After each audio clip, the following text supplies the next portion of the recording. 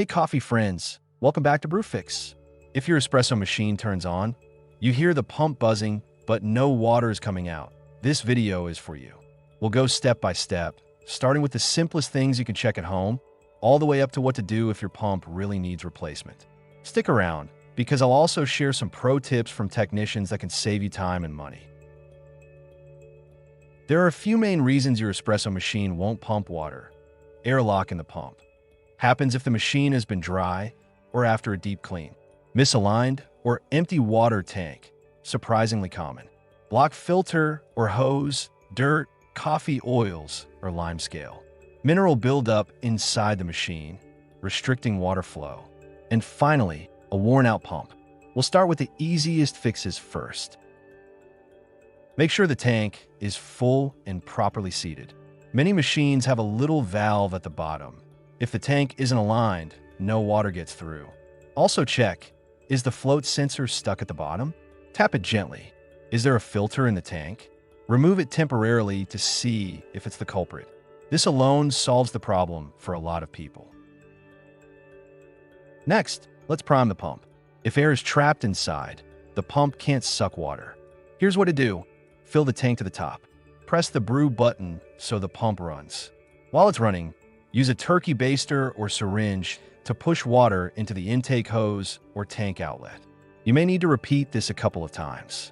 After 10 to 20 seconds, you should hear the pump change sound. That's water flowing through. Pro tip: if your machine has a steam wand, open it while priming. It helps release trapped air faster. Try running water through the steam wand and then the group head. If water flows through the wand, but not the group head, it usually means the group head is blocked or the solenoid valve is stuck. If nothing flows anywhere, focus back on the water tank and intake side. If you suspect a blockage, remove the shower screen and dispersion plate. Give them a scrub. For solenoid valves, sometimes backflushing with detergent will clear it.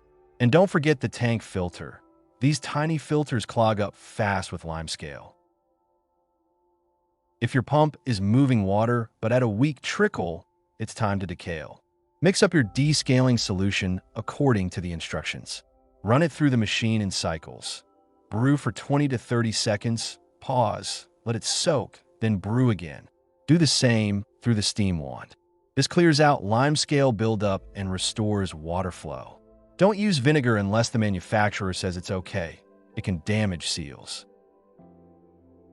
Now, if you've done everything and still nothing, the pump may be worn out.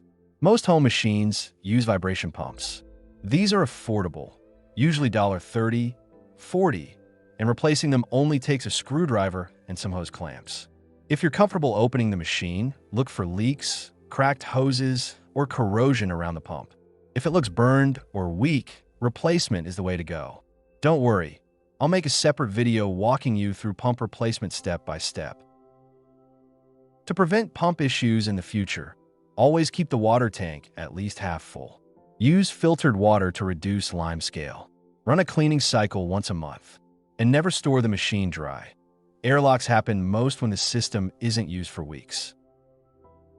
So, if your espresso machine won't pump water, don't panic.